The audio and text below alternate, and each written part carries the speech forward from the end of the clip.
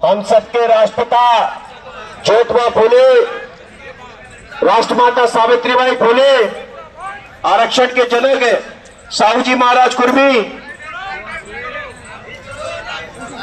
भारत के भाग विधाता विश्वरत्न बाबा साहब अम्बेडकर को नमन करते हुए आज भारत की राजधानी दिल्ली में ओबीसी के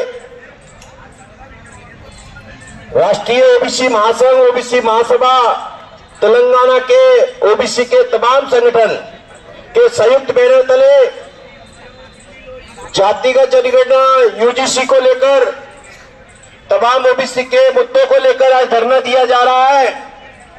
बड़े दुर्भाग्य की बात है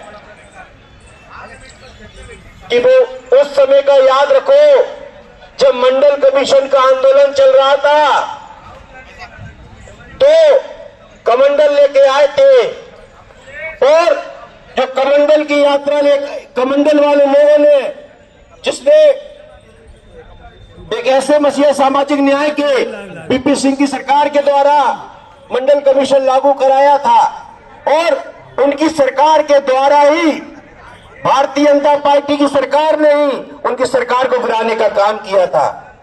और आज देख लो कि यूजीसी का मुद्दा आया और पहली बार ओबीसी को शामिल किया और उसके बाद यदि वो उस नियम को मजबूत बनाते तो न्यायालय के अंदर उस पर रोक नहीं लगती। तो कहीं ना कहीं ये पिछड़े वर्ग के साथ ये सरकार पूरी तरह से धोखा कर रही है और एक स्पष्ट के साथ यहां से शपथ के तौर पे जाना है। हमारे सभी क्रांतिकारी साथियों को जाना होगा कि इस सरकार से हमें कोई उम्मीद नहीं रखना है, क्योंकि जिस प्रकार से संसद के अंदर माननीय प्रधानमंत्री नरेंद्र मोदी जी ने इस बात को कहा था कि मैं ओबीसी का बेटा हूं, मैं तुम्हारा लाल हूं और तुम्हारी जनगणना कराऊंगा, लेकिन जब जनगणना के बाद जब जनगणना का फॉर्मेट आता है तो ओबीसी का कॉलम गायब होता है। दुर्भाग्य की बात है, हमारी पहचान नहीं है। हमने इस देश को सींचा है, हमने 65% आबादी होने के बाद हमारी हिस्सेदारी नहीं है। क्या कारण है कि आज जो संसद में तमाम सारे मुद्दे चल रहे हैं पर पिछड़े वर्ग का मुद्दा नहीं चल रहा है। हमें दुर्भाग्य की बात और भी है, संसद तो छोड़ो, तमाम सारे प्रदेशों में विधानसभाएं चल रही हैं, उनमें भी हमारी बात नहीं हो पा रही। हम 65% होने के बाद, आधे से ज्यादा आबादी होने के बाद, हर दूसरा आदमी ओबीसी होने के बाद हिस्सेदारी नहीं है। इसका गुनहगार कौन? वो जातिवादी लोग जो सदियों से हमारे अधिकार को बैठ के खा के बैठे हुए। हमें लड़ना होगा, हमें बताना होगा कि अब लड़ाई में अभी तो 4-10 संगठन संयुक्त होकर अपने मेन कार्यकर्ता को लेके आए हैं और ये मध्य प्रदेश, ये दिल्ली की सरकार के द्वारा, यहाँ के गृह मंत्रालय के द्वारा हमें 200 लोगों की परमिशन दी गई है। ये ना सोचे हजारों लाखों लोग अपने अपने प्रदेश में जाम करने का काम भी ये पिछड़े वर्ग के लोग करने के लिए तैयार है। और इस बात को भी कहना चाहता हूं, हमारे वरिष्ठ बैठे हुए इस लड़ाई में हर जगह से आवाज निकलेगी तो पिछड़े वर्ग की हिस्सेदारी की निकलेगी, हर जगह से सामाजिक न्याय की निकलेगी। और मैं कहना चाहता हूं, तुम्हें दोस्त और दुश्मन की पहचान होना चाहिए। वो जातिवादी लोग, वो मनुवादी लोग, उनको अब तुम्हें समझना होगा।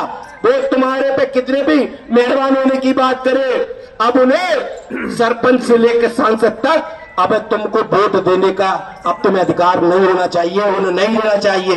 हमें देना चाहिए जो सामाजिक न्याय के लिए जो लोग लड़ रहे हैं। हमारे उत्तर प्रदेश के तरुण पटेल जैसे भाई, महाराष्ट्र से सचिन भाई तावलकर सर, तमाम सारे लोग हैं, छत्तीसगढ़ से हेमंत साहू, तमाम सारे साथी हैं जो लगातार सामाजिक न्याय के लिए लड़ रहे हैं। और मैं धन्य जो सामाजिक न्याय के लिए हमारे संसद में कुछ नेता हैं जो बार बार इस बात के लिए कह रहे हैं लेकिन एक ही मसीहा था जो संसद के अंदर एक धार के बोलता था।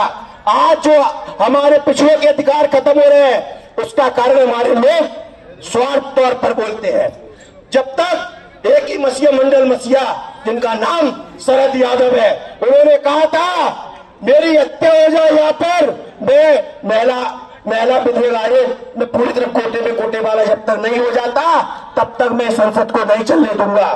तमाम सारे मंडल के मुद्दे थे, सिफारिशों की बात थी, पर लेकिन आज देख लीजिए तमाम उनके अनुयायी तो सांसद बन गए, लेकिन पिछड़ों की हिस्सेदारी की बात नहीं करते हैं।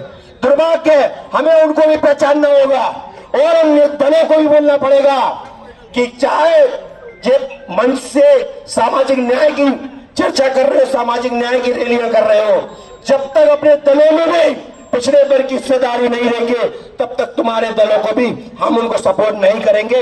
इस बात के लिए भी आपको आज इस बात के लिए कहना पड़ेगा। और उस बात के लिए भी कहना चाहता हूं दोस्तों, सबसे ज्यादा जिस प्रकार से हमारे दलित भाई, आदिवासी भाइयों पर एट्रोसिटियां होती थी, आज ओबीसी वर्ग पर हो रही है। मेरे मध्य प्रदेश के अंदर लोधी समाज को मल खिलाया जा रहा है, कुशवाहा समाज को गंदा पानी पैर धोकर पिलाया जा रहा है, यादव समाज को चुटिया काटी नहीं जा रही, उखाड़ी जा रही है। ये दुर्भाग्य की बात है कि हमारे साथ कितना भेदभाव हो रहा है। एक लड़की को जो लोधी समाज की है, एक 14 साल की बेटी को एक पुजारी ने उसके साथ दुष्कर्म किया और अभी तक पकड़ा नहीं गया। ये कैसी व्यवस्था है जो इस देश के मालिक होकर उनके वर्ग पर अत्याचार हो रहे हैं? ये समझ की बात है। मैं, हमारे सांसद जी बैठे हुए, हमारे मंत्री बैठे तेलंगाना से बैठे हुए, मैं उनसे कहना चाहता हूं कि इस उत्तर भारत के अंदर जितना दमन पिछड़ा पर हो रहा है, इसके लिए आप संसद में और अपनी विधानसभा में उठाने का काम करें। ओबीसी महासभा लगातार इस संघर्ष के साथ लड़ रहा है, हर तरीके से लड़ने के लिए तैयार है। और यदि हमारी जनगणना नहीं होती, हम पूरे भारत के अंदर इस जनगणना का बहिष्कार करेंगे, रेल रोकने का काम करेंगे और किसान आंदोलन से बड़ा आंदोलन पिछड़े वर्ग के लिए करेंगे। धन्यवाद। जय ज्योति, जय भीम, जय मंडल। धन्यवाद। मैं, हमारे साथी, हमारे पंजाब